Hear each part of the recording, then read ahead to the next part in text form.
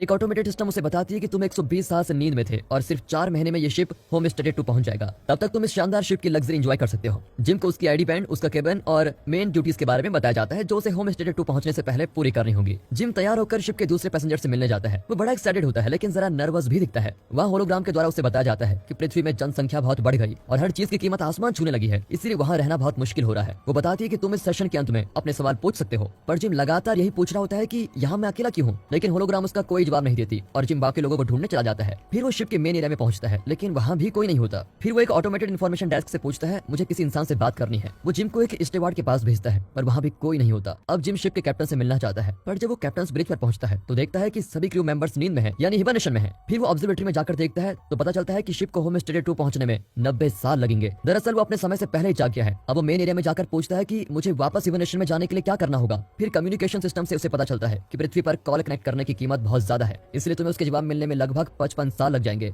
ये सुनकर तो जिम टूट ही जाता है। फिर वो शिप में घूमने लगता है तो उसे शिप के बार में एक बारटेंडर दिखता है। अब जिम उसे ड्रिंक मांगता है। जब वो ड्रिंक देना चाहता है तो जिम रियलाइज कर लेता है कि यह इंसान नहीं बल्कि आर्थर नाम का एक एंड्रॉइड है। जिम उससे मदद मांगने की कोशिश करता है लेकिन आर्थर को शिप की कोई जानकारी नहीं होती। अब अगले दिन जिम कैफेटेरिया में जाता है और वहाँ पर सारे अच्छे डिशेस गोल्ड क्लास पैसेंजर्स के लिए रिजर्व होते हैं। जिम को सिर्फ कॉफी पीकर ही काम चलाना पड़ जाता है। फिर वो कुछ टूल्स ढूंढकर अपना हिबरनेशन पॉड ठीक करता है और उसके अंदर लेट जाता है, लेकिन हिबरनेशन पॉड अब भी काम नहीं करता। शिप में हर तरफ कोई ना कोई खराबी होती रहती है। वो तंग आकर आर्थर से बात करने जाता है। आर्थर उसे एडवाइस देता है कि तुम किसी गोल्ड क्लास रूम में जाकर एंजॉय करो। जिम वहाँ के रेस्टोरेंट्स, गेम, एंटरटेनमेंट वगैरह ट्राई करता है लेकिन वो बहुत देर इन चीजों को एंजॉय नहीं कर पाता। एक दिन वो नशे में एक जगह पहुंचता है जहाँ स्पेस सूट्स रखे हुए हैं। जिम सूट पहनकर एयरलॉक का दरवाजा खोलकर बाहर ही चला जाता है। वहाँ का नजारा देखकर वो दंग रह जाता है। फिर वो अपने बूट्स का मैग्नेट रिलीज करता है और स्पेस में तैरने लगता है। वो बहुत ही बेकार फील करता है और अंदर आकर अपने सूट्स उतारता है। फिर वो बिना सूट के बाहर जाकर मर ही जाना चाहता है, पर आखिरी मोमेंट में वो अपना इरादा बदलकर अंदर आ जाता है और गलती से एक बोतल पर गिर जाता है। जब वो उठता है तो एक पॉड में अरोरा नाम की औरत को देखता है। उसके बाद वो डायरेक्टरी में उसकी फाइल्स ढूंढता है और उसका पैसेंजर इंटरव्यू सुनता है। फिर वो बार में जाकर आर्थर को अरोरा के बारे में बताता है।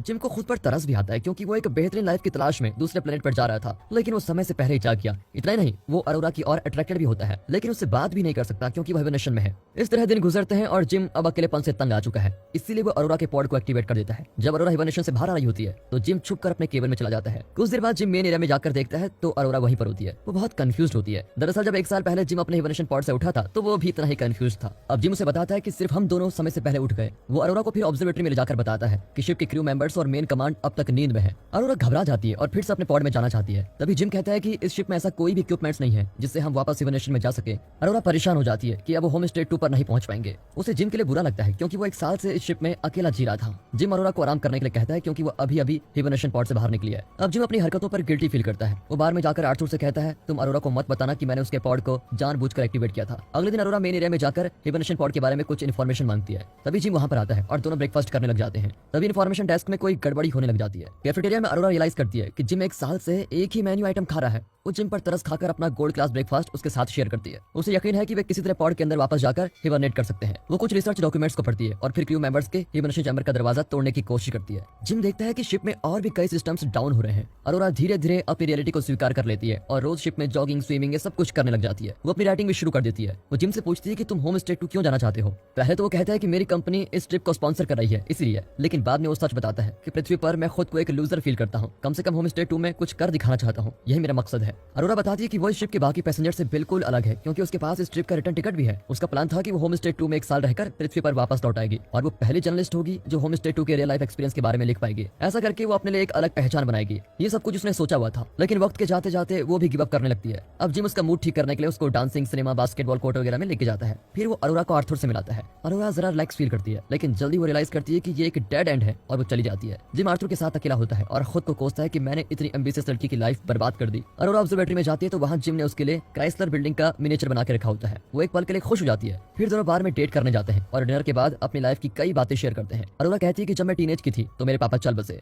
फिर दोनों स्पेस सूट्स पहनकर शिप के बाहर स्पेस वॉक करते हैं। जिम को अच्छा लगता है कि वो किसी के साथ मिलकर ये खूबसूरत नजारा देख रहा है। जिम दोनों के बूट्स के मैग्नेट्स को ऑफ कर देता है और दोनों साथ ही तैरने लग जाते हैं। फिर दोनों अंदर आकर किस करते हैं और जिम के कैबिन में जाकर इंटीमेट होते हैं। अगले दिन अरोरा जिम के कैबिन में शिप हो जाती है और दोनों पार्टनर्स की तरह रहने लग जाते हैं। वे हर काम साथ मिलकर करते हैं। अरोरा शिप के अंदर अपनी लाइफ के बारे में लिखती रहती है। जिम शिप को एक्सप्लोर करता है और हाइड्रोपोनिक्स में पहुंच जाता है जहां वाटर सोल्यूशन में पौधे उगाए जाते हैं। वहां से वो अरोरा के लिए एक फूल लेके आता है। एक दिन दोनों ऑब्जर्वेटरी में जाते हैं तो देखते हैं कि उनका स्पेसशिप एक रेड जायंट स्टार के करीब गुजर रहा है। उस दिन अरोरा का बर्थडे होता है और वो एक रेस्टोरेंट में सेलिब्रेट करते हैं। फिर वे बार में जाकर ड्रिंक करते हैं। जिम वॉशरूम में जाकर अरोरा के लिए एक रिंग तैयार करता है। यहाँ अरोरा आर्थर से बातें करने लगती है। अब आर्थर जो कि एक एंड्रॉइड एंड्रॉइड है वो अरोरा को बता देता है कि जिम अकेला फील कर रहा था, इसलिए उसने तुम्हें जानबूझकर हिबरनेशन से जगा दिया। इतने में जिम आ ही जाता है और अरोरा बहुत गुस्से में होती है। वो जिम को डांटती है और घबराकर वहां से चली जाती है। जिम अपने केबिन में लौटता है तो अरोरा की कोई चीज वहां पर नहीं होती। अगले दिन वो कैफेटेरिया में अरोरा को देखता है, पर उसको देखते ही अरोरा तुरंत भाग जाती है। एक रात वो जिम के केबिन में जाकर उसे मारने लगती है और उसका खून करना चाहती है। इसके बाद वो जिम को एकदम इग्नोर करने लगती है। जिम कम्युनिकेशन सिस्टम के जरिए उसे अपनी सिचुएशन एक्सप्लेन करने की कोशिश करता है और कहता है कि मैं तुमसे प्यार करता हूँ, पर अरोरा कुछ सुनने को तैयार ही नहीं होती, क्योंकि जिम ने उसकी जिंदगी के सबसे बड़े सपने को चूर चूर कर दिया है। एक रात शिप के सिस्टम में क्रिटिकल एरर हो जाता है और मेन कमांड शट डाउन हो जाता है। जब जिम एलिवेटर में चढ़ता है तो वो भी खराब होता है। अब अरोरा देखती है कि जिम ने मेन एरिया में एक पेड़ लगाया हुआ है। फिर वो कैफेटेरिया में जाती है तो फूड डिस्पेंसर भी खराब हो गया है। अचानक उन्हें डेक चीफ की आवाज आती है। वो पूछता है कि मेन एरिया में पेड़ किसने लगाया। जिम और अरोरा मेन एरिया की ओर भागते हैं। वहाँ पेड़ के आगे डेक चीफ मंकूजो खड़ा होता है। किसी खराबी की वजह से उसका पॉड भी एक्टिवेट हो गया था। उसकी समझ में नहीं आता कि एक साथ 3 पॉड्स कैसे खराब हो सकते हैं। वो इन दोनों को ब्रिज पर लेके जाता है और तब पता चलता है कि शिप के मेन सिस्टम में कोई गड़बड़ी हो गई है। उसको मैनुअली चेक करना होगा। जब वे ब्रिज से बाहर जाने की कोशिश करते हैं तो एक रोबोट उनके ऊपर गिरने लगता है। खुशकिस्मती से वे बच जाते हैं। जिम और अरोरा मंकूजो को बताते हैं कि शिप में खराबियां दिन ब दिन बढ़ती जा रही है। मंकूजो इन दोनों को सिखाता है कि पॉड से डाटा कैसे कलेक्ट करना चाहिए। जब मंकूजो पॉड्स को चेक करता है तो पता चल जाता है कि जिम ने जानबूझकर अरोरा का पॉड एक्टिवेट किया था।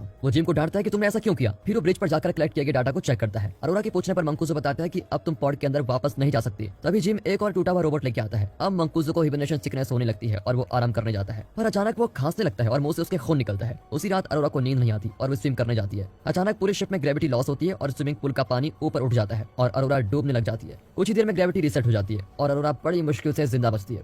अब तीनों ब्रिज पर हर सिस्टम को चेक करते हैं और पता लगाते हैं कि 2 साल पहले सिस्टम की कोई गलती हुई थी, जिसके कारण शिप के हर सिस्टम खराब हो गया। उन्हें उस एरर को ढूंढकर उसको ठीक करना होगा, वरना इस स्पेसशिप के सारे मेन सिस्टम्स ठप हो जाएंगे और ये शिप होमस्टे 2 पर कभी नहीं पहुंच पाएगा। वे सिस्टम चेक करने में लगे होते हैं कि अचानक मंकूजो बेहोश हो जाता है। फिर दोनों मिलकर उसको मेडिकल एरिया में लेके जाते हैं। मंकूजो धीरे धीरे मर रहा होता है, लेकिन उसका कोई इलाज ही नहीं है। कुछ देर बाद मंकूजो जिम को अपना आईडी ब्रेसलेट देकर कहता है कि किसी तरह इस शिप को बचा लो। इतना कहकर वो मर जाता है। तभी अचानक सारे लाइट्स लाल हो जाते हैं और शिप हिलने लगती है। जिम और अरोरा इंजीनियरिंग एरिया की ओर भागते हैं, लेकिन तभी फिर से ग्रेविटी फेलियर होता है। लगातार ग्रेविटी फेल होने से आर्थर भी ठीक से काम नहीं करता और जिम उसको डीएक्टिवेट कर देता है। फिर दोनों इंजीनियरिंग एरिया में जाकर देखते हैं कि प्रॉब्लम पावर प्लांट में है। जैसे वे प्लांट का हैच खोलते हैं तो प्रेशर की वजह से अरोरा अंदर खींची चली जाती है। दरअसल एक एस्टेरॉइड की वजह से शिप का ये एरिया डैमेज हो गया था। जिम हैच को कसकर पकड़ लेता है, पर ज्यादा देर तक टिक नहीं पाता। फिर बड़ी मुश्किल से दोनों मिलकर उस डैमेज को सील कर देते हैं। तब जिम पता लगाता है कि किसी दूसरी जगह पर भी डैमेज हुआ है। दोनों मीटियोर की ट्रैजेक्टरी को चेक करते हैं तो पता चलता है कि रिएक्टर कंट्रोल कंप्यूटर भी डैमेज हो चुका है। दोनों मिलकर उसके रिप्लेसमेंट पार्ट्स ढूंढते हैं और आखिर उसको फिक्स कर देते हैं, लेकिन वो फिर फेल हो जाता है। अब रिएक्टर को ठंडा करने के लिए उन्हें शिप के बाहर का वेंट डोर खोलना पड़ेगा। दोनों एयरलॉक पर जाकर रुकते हैं। जिम अरोरा को मंकूजो का आईडी ब्रेसलेट देता है और कहता है कि शायद मैं लौट कर नहीं आऊं।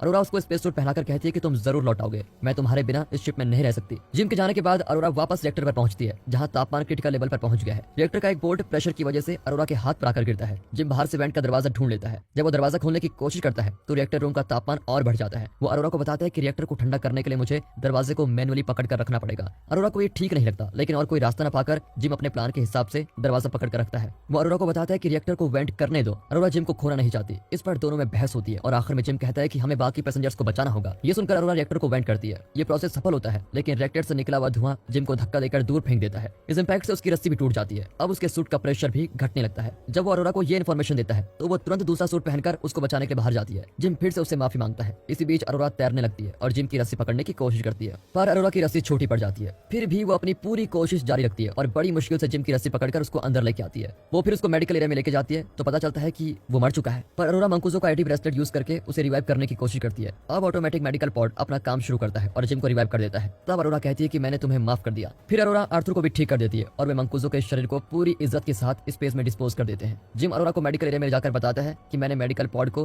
हिबरनेशन पॉड की तरह यूज करने का तरीका ढूंढ निकाला है। तो मेडिकल पॉड के अंदर चले जाओ और होम स्टे 2 तक का सफर पूरा कर लो। लेकिन अरोरा इंकार कर देती है और जिम के साथ एवलोन पर ही रहने का फैसला करती है। आखिर में जिम अरोरा को प्रपोज करता है और दोनों स्पेसशिप में अपनी लाइफ गुजारते हैं। 88 साल बाद एवलोन होम स्टे 2 पर पहुंच गया है। तभी सभी क्रू मेंबर्स जाग जाते हैं और स्पेसशिप को बुरी हालत में पाते हैं। अरोरा ने उनके लिए एक मैसेज छोड़ा होता है, जिसमें वो बताती है कि जब क्रू मेंबर्स और पैसेंजर्स हिबरनेशन में थे तो इस स्पेसशिप में अरोरा और जिम की लाइफ कैसे थी और उन्होंने इस स्पेसशिप को और बाकी स्लीपिंग पैसेंजर्स को कैसे बचा कर रखा। ये सब कुछ उसने बताया होता है, यानी कि वो दोनों अब मर चुके हैं। और दोस्तों, इसी के साथ ये मूवी यहाँ पर